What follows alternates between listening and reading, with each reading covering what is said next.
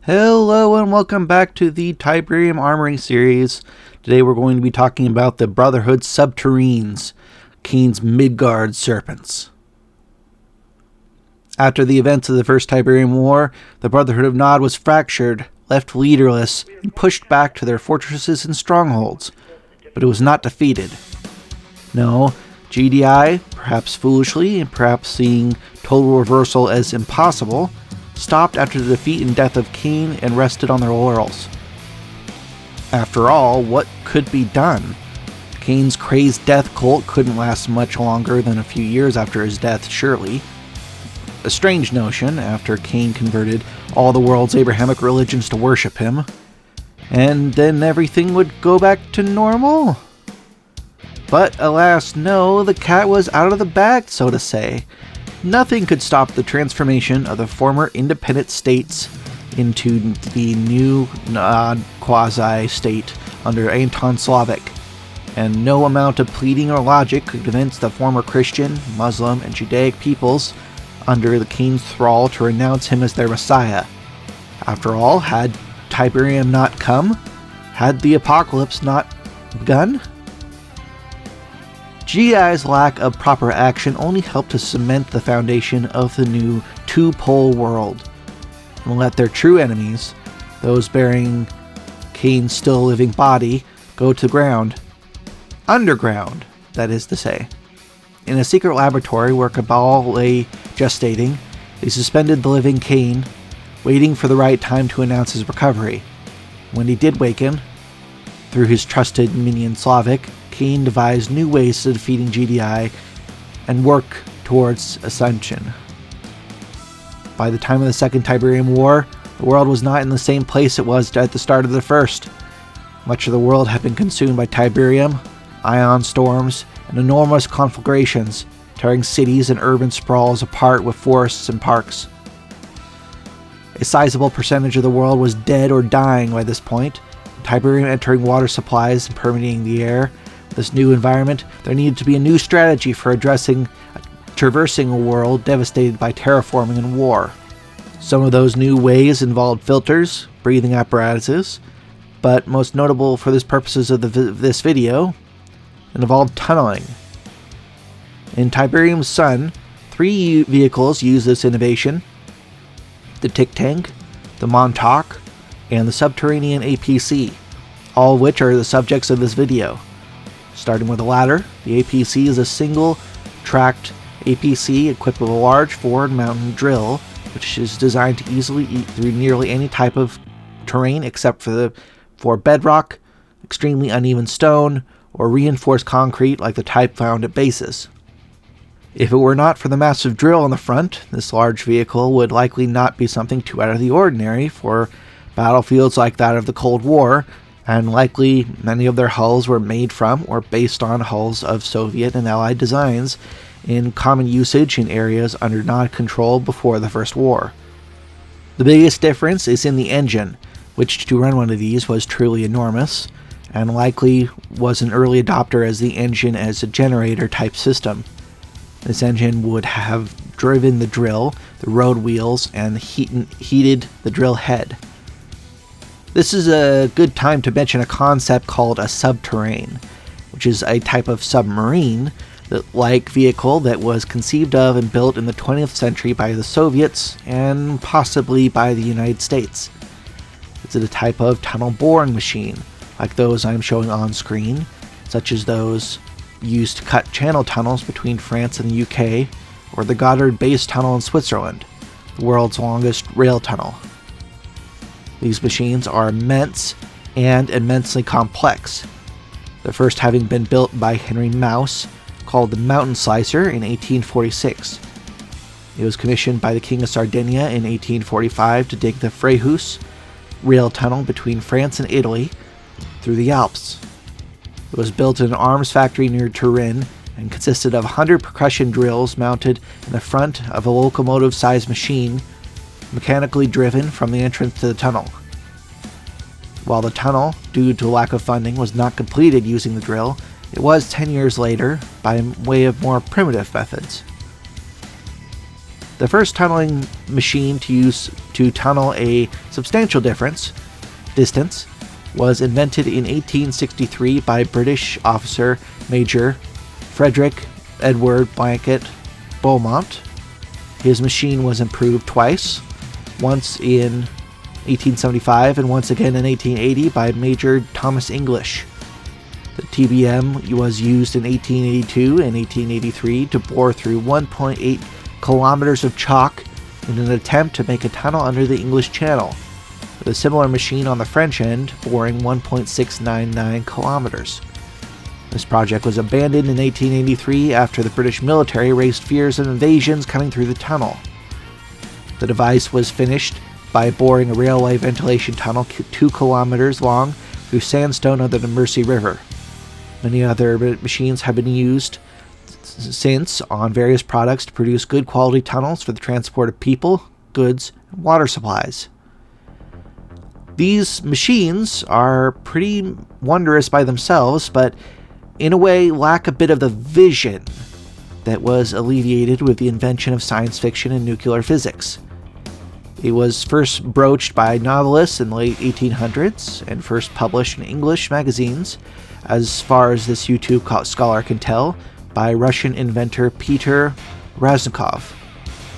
His fate in the 1917 revolution in Russia is unknown, as the engineer and his designs disappeared at the time. Later, the concept was put forward again in the USSR in the form of a car capable of drilling through the earth. Apparently, he studied moles to develop the motions needed to move the machine. Possibly shown in this photo, the underground boat is shaped like a capsule with a screw and 2 pairs of jacks. The jacks would act as the paws of the mole and propel it through the ground. It would be controlled by a cable to the surface, which would supply it with a relevant amount of power. The final project could move, if you believe this, at an astonishing 10 meters per hour, which was quite amazing for its first rendition.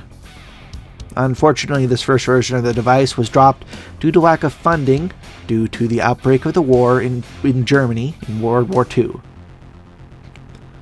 Supposedly, the Soviets began using nuclear energies in the 60s to power devices smaller even than a submarine, in a technology called a battle mole. According to the very vague and not well-sourced internet archives I found for this device, the device was greenlit by Khrushchev and consisted of a crew of 5, along with 15 military personnel and tons of explosives. The idea was to bore into American missile bases and detonate them, destroying their potential launch counterstrike capability. It was apparently constructed and tested in 1964, where it bored extremely quickly through solid rock until it violently exploded, likely due to the overheating of the reactor in the enclosed space. More supportable claims to have built such a device come from the USA, who possibly built a similar device that worked at far, far slower speeds in Los Alamos, and the method really didn't catch on. In the 1930s, pre-World War II, the mid-century Germans and British both experimented with conventional devices that were nonetheless very fantastic. The German engineer Horner von Werner patented a underground apparatus called a subterrane. This vehicle is supposed to move at 7 kilometers an hour and transport 5 people, several hundred kilograms of explosives, but it was dropped in 1933. In 1940, it was revived again and was proposed as a way of invading the UK in Operation Sea Lion. The idea was to build a machine that could travel underneath the channel and reach the other side with munitions and a tunnel for troops to follow through, but it was cancelled after the Battle of Britain in the air was lost by the Germans. Another project that garnered the personal attention of Hitler was one of the engineer Ritter, who wanted to build something called the Midgard snake. Referencing the mythical creature that wrapped itself around the world and battled Thor, it was supposed to be used to destroy the fortifications of the Maginot Line, as well as other strategic locations. The Snake was to be massive, weighing in at 60,000 tons and a length of over 500 meters. It would have a crew of 30, use tracks driven by 14 electric motors with a combined total horsepower of almost 20,000. The main drills would be driven by 9 engines, providing 8,800 horsepower total. It would reach a speed of 30 kilometers an hour, calculated, underground, 10 kilometers an hour, and underwater just about 3. For the underwater travel, there were to be an additional 12 engines, providing 3,000 horsepower together. 960 meters cubed of fuel would be carried. On board, there would be an electric kitchen, a sleep area with 20 beds, 3 onboard workshops, several periscopes, 580 large pressurized air bottles, and a large charge thrower. The armament of 1,000 mine charges of 250 kilograms of explosive would be carried, another 100 charges of 10 kilograms explosives as a secondary armament, and 2 twin machine guns. This project was eventually decided to be too impractical, and the contract was instead given to the Mouse. The British, on the other hand, were busy creating something far more practical for a war they expected to fight in Britain itself. The NLE, Naval Land Equipment, it was called, or either Nellie or the No Man's Land Excavator, was a trench boring machine that would be used to entrench the shores of Britain to guard it against naval invasions. Each one were 77 feet long, 6.5 feet wide, and 8 feet tall, and capable of excavating a 5-foot deep and 7-foot 6-inch wide trench to be reinforced and manned by British soldiers. It would have been powered by 2 Paxman Ricardo engines of the type already in service with the Royal Navy and of a proven design. The decision was made to use 2 600 horsepower Paxman 12 TPs, necessitating a complete redesign of the Nellie. One engine was to drive the cutter and conveyors at the front, the other to use to propel the machine itself.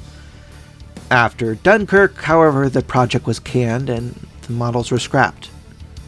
That is to say, that building a successful subterranean vehicle is very, very hard, and principally lacks in the funding department rather than a vision one. Many such vehicles have been tried, but none have succeeded in all types of terrain all the time, like what we've seen in the video from the vehicles of the Second Tiberian War, such as the Montauk, the Tic Tank, and the Subterranean APC. Each of these vehicles, developed in the years before and during the First Tiberian War, are an iteration of previous designs and are built to facilitate war in a world where GDI has complete and total air and space superiority. No above-ground formation is likely to remain safe in a war of these conditions, and so Kane, seeing the possibility of his losing the First War, ordered these designs made. While Kane recovered, the Brotherhood's underground global tunnel networks were dug. War in this world and in the decentralized network of Nod's cells necessitated a close hand by Nod high leadership on the battles themselves. For that, the Montauk was built as a mobile, multi-segmented command center that traveled the seemingly endless network of tunnels to anywhere in any theater of war. Anton Slavik used it in conjunction with the commander to lead battles at the front of conflicts. The Montauk was unarmed but extremely well armored, and it is unknown what was used for its power source, as it contained seemingly limitless range and very power-hungry suite of gadgets for uplinking with the Cabal network. It retained its ability to burrow, though it wasn't as proficient with it as dedicated devices or the Subterranean APC. Subterranean APC was a much more conventional vehicle, if any on this list could be said to be conventional. On its front was located a large drill, which was used to burrow through the ground, mostly through soft soil, and not leaving a tunnel behind it. Its large drill and engine gave it limited space with which to hold 5 units. Although it is a very large vehicle, it is only detectable through sophisticated sensors of a mobile sensor array. It lacked the ability to bore through extremely hard surfaces like concrete and solid rock, and was not armed, although it could move at extremely rapid paces through the ground and on land. Finally, the Tick Tank, one of the exotic vehicles used by Nod during the Second Tib War, was a tank with very strange construction features. It resembled an assault gun more than a tank, with a single large 90mm cannon that had limited mobility. Fortunately, the mobility question is solved by its next feature, its ability to burrow into the ground and assume a much larger profile, with a higher base and much more capable of traversing. While not a direct match for other tanks on the battlefield, let alone a Titan, it did sport very thick top armor that could turn it into a very powerful improvised static base defense, or an infantry emplacement in a pinch, which in combination with other advanced technologies utilized by the Brotherhood made it a strange, cheap, but also useful and reliable tool on the battlefield. I will likely do more videos about these vehicles, going into more depth in the future, but this was sort of an introduction to the various concepts involved with these impressive vehicles. The implications and construction of a global tunnel network will likely come in a future video that will also likely run quite long, so be prepared for that. Also coming eventually will be a sort of discussion on why, despite in our own world armaments and defensive technologies have developed quite far, Nod seemingly never took advantage of these developments in any of its vehicles. For instance, how the armor on most of its tanks is made from steel and not composites, like we might see with more modern tanks. This last one will likely come in a form of a part 2 on the state of the world in the interregnum period between the First and Second Tiberian Wars. At the end here, I'd like to thank everyone for watching, and I'd like to thank everyone who has helped me get to above 300 subscribers. I really appreciate it. It's a dream of mine to eventually live off of the money I make from YouTube and other writing projects, and so it really makes me quite happy that I can work on these projects and have so many very supportive people in the comments in every video. I really appreciate it. On another note, in the description of the video I will put an Amazon affiliate link, which if you so decide will allow you to purchase anything on Amazon and give me a small cut of it, which would really help supplement my income and start working towards maybe taking video editing classes or something like that that I can do to start improving the videos. Also, there is a link to my Patreon, which I put up a little while ago, and I hope to see eventually some people joining it, and I can start working on these videos as more of a business. I really appreciate everyone who tunes in. Don't feel like you have to support in either of the ways. I really appreciate every view, and I hope to see you all in the comments. Thank you very much. This has been Game Master Karakin, signing off.